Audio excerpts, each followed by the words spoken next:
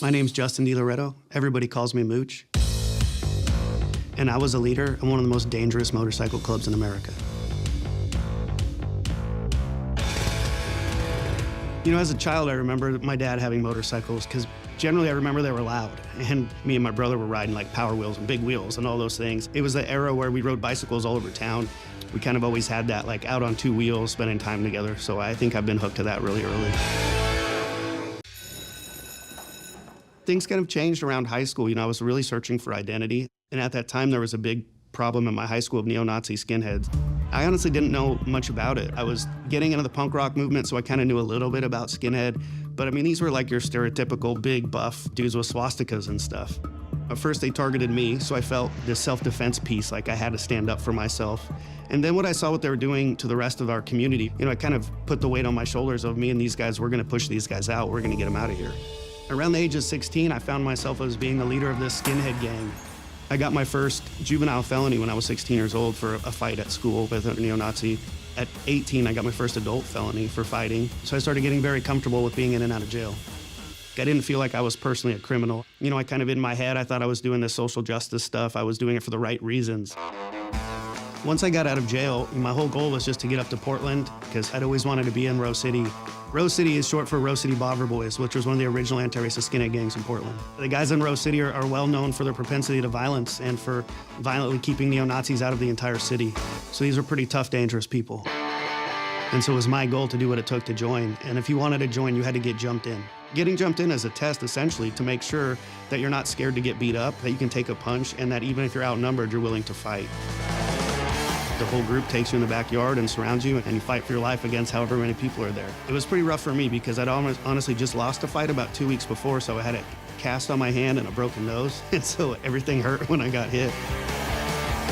So once I finally got jumped into Rose City, now I felt like I had to step it up a notch in my head because here I am in the big leagues, so to speak. But just like anything in gang life, you know, you get in long enough that all of a sudden these guys hurt somebody that you know. So now you're defending the guy that got hurt. And then they just start having this back and forth. And you know, you even forget the point of why we were doing it. That's when I really started rethinking, like, what was I doing this for and what was the point of all this? And so I decided to step down, and by then I was already really into motorcycles and riding. I fell in love with motorcycles pretty quick, and then I got obsessed. I mean, riding motorcycles is a rush. It's just you out there, there's nothing surrounding you, there's no protection. It's just, you can literally see the road flying by as you're going. There's a lot more risk or danger if you make one little mistake than there is in a car. Like, you can't be texting or eating, like, you're focused. Well, I joined the Mongols in 2007. And one of the things I knew about the Mongols is they have a rule that no members are allowed to fight each other. They say that there's nothing two brothers can't sit down and talk out. And so that resonated huge with me. I mean, the whole goal of being in a motorcycle club is the brotherhood, being there for each other and doing things together. And then you start spending time on the road with these guys, and we live outside of the law. We don't ask cops for help, we don't press charges, and if something happens to us, we're gonna take care of it on our own. These kind of things are all in place to, like, keep the brotherhood intact. If there's a rival club and you're there to protect your brother or defend your club, you're expected to do that. So there's definitely a danger piece that comes with that too, is you're expected to die for your brothers, essentially. The Mongols were one of the biggest national clubs at this time, so it was like I just joined the big leagues. And I remember part of me being just ecstatic, like, I'm a Mongol now, this is what's up. And the other part being like, man, if there's any Hells Angels here, they're gonna shoot at me. It's super well known that the Mongols and Hells Angels have, you know, been at it since the 70s, I mean, for years. And it's pretty much on site between the two. If a Hells Angel sees a Mongol, he's likely gonna try and attack you, and then vice versa.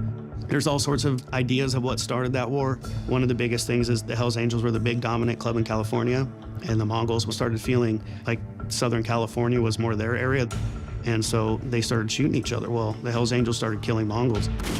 They shot the president and vice president off their motorcycles, killed them both, and then at the funeral, they had a car with a bomb in it and blew it up. Well, the Mongols were starting chapters in new states around the country. I wanted to start the very first chapter in Oregon. We were brand new to this state where there was only 4 other clubs before. There's a club in Eugene called the Free Souls. They're the biggest club in the Eugene area. They were having this big anniversary party. And at that time, they were having all the other, so the Outsiders, Gypsy Jokers, and Brother Speed were the other clubs in the state. They were all converging on this Eugene to support the free souls in this party. But their goal was mainly to find us and push us out of town. And they were using this birthday party as kind of a mask to all get together. And as they were driving, some of them were in a car. All their chapter presidents were in a car, some on bikes. And they were pulled over by law enforcement, and they were found to have guns and ammunition in the truck. I had all of our chapter was out trying to bar hop to show that these free souls, we're not scared and we're gonna do what we want in this town. And we were approached by the ATF for them to let us know that, hey, this car got pulled over with guns, then they're out Mongol hunting, were his words. When you first join a motorcycle club, you're told that you're risking death or jail. I mean, those are the adages of when you join. Between law enforcement breathing down your neck to the potential of getting into it with another major motorcycle club, there's always a chance of being shot off your bike or getting into a fight at an event.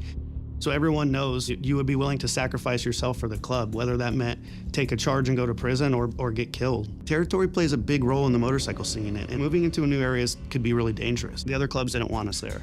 So those 4 clubs banded together to essentially say they were gonna push us out, which means with violence, right? And because I was in leadership, I was the #1 target. At that time, I'm getting ready to drive to Portland. I'm by myself. I'm going down our long quarter-mile driveway. And here comes an all-black SUV coming towards me. They see me and they stop. So we kind of have this, I wanna say stare-off, except that we couldn't see through the windshield. So they kind of started to turn around. Now I'm following them. We're going to the end of the driveway. My heart rate was elevated, and this is one of those moments where I had that internal talk where I was like, should I just ignore it and go left? Well, they took a right, and for whatever reason, I chose to take a right and follow them south. And at this point, I speed up because I want to get next to them, look in the window, see is it someone I recognize? Do they look like bikers, or are they an older couple that got lost? There you are, there you are. Every time I sped up to get next to them, they would take off. And so now, obviously, I'm wondering what's going on. And they started like actively eluding me, going in and out of traffic. We're just north of Salem and the rival gang. The Gypsy Jokers had a clubhouse right off this exit. Like, Oregon was the Jokers' territory, and they did not want Mongols in it. All of a sudden, this SUV, it gets off on that exit. So now I'm getting ready for a biker war. So I follow them off the exit. Well, the Gypsy Jokers clubhouse was down a couple side streets on a cul-de-sac, but you could see it from a main road. I wasn't about to follow these dudes down a cul-de-sac and get stuck. So I pulled into a gas station where I could see the clubhouse. Well, they pull up to the Gypsy Jokers clubhouse. And they cracked their window just far enough that I could see a hand, and he did this to me, pointed like a finger gun at me. It became very clear at this point that these were not lost people that took a wrong turn. And my heart was racing and waiting for a door to open, anything, so I could see who they were. They turned around and they started going back towards the interstate. And so now I'm thinking they know I'm not at home, so are they going back to my house? So I had to make sure that they weren't there for me and that my family was gonna be safe. When I get back on the interstate south, we're back in this chase. And so now I'm locked in. Every time I try to get next to them to get an ID, they would weave in and out of traffic or speed up. Where are you going? Where are you going? And I noticed they were heading towards Eugene, which was a major city. We had a chapter there. That's when I called the Eugene brothers and told them that I needed their help identifying who this car was, and laid out the plan where I wanted them to sit on the side of the road, and I would tell them when to merge with traffic, and let's get next to these guys and see if we could see who they were.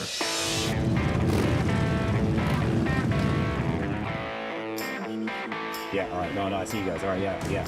And so as we get into town, we were in communication, and I'd say, okay, we're coming up on the overpass. These guys get on the interstate, so now we've got cars and motorcycles chasing this SUV. It got to the point where we started realizing that these guys aren't gonna pull over. So then our next idea is, well, let's box them in. As we're driving, we're all on the phone, and we're communicating back and forth. And by now, we're close enough where we say, okay, you're on the front right, you pull in front. And once he pulls in front, you get next to him. So we just kind of orchestrated it on the fly. And so it was easier to get the cars kind of around him.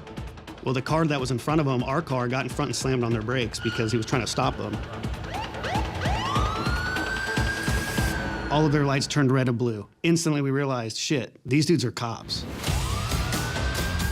We just pulled over the law, right? So now it went from these are enemies to these are cops. And so everyone I was with took off. More than anger, I had questions. Why didn't they identify themselves as cops? Why did they run from me? Why didn't they hit their lights sooner? I just had all these questions more than anything. I pull into a shopping mall, like a big parking lot. The SUV turns around and it faces me, but it kept its distance and then no one would get out of the car. So we had this weird like stare off. So I'm sitting there for a minute and I look in my mirror and there's about 13 cops surrounding me, maybe more. I mean, it was just a dozen cops all around my car, guns out, telling me to get out of the car. So obviously I comply, but I'm nervous. And finally, one of the two guys gets out of the car, and it's an ATF agent. I had met this ATF agent once before when he warned me that the other clubs in Oregon were out Mongol hunting, and there was a threat on me and the Mongols. And he was walking up towards me, shaking his head, saying, mooch, mooch, mooch. He was joking around. He was laughing about it. And he's saying, hey, man, that was a game of cat and mouse. We were just going to see how long you'd follow us, see maybe who'd run out of gas first. Like, he was making it a joke. And he goes, but I don't see you did anything wrong. They're probably going to cut you loose here in a minute. And the next thing you know, I'm in the back of a police car going to jail.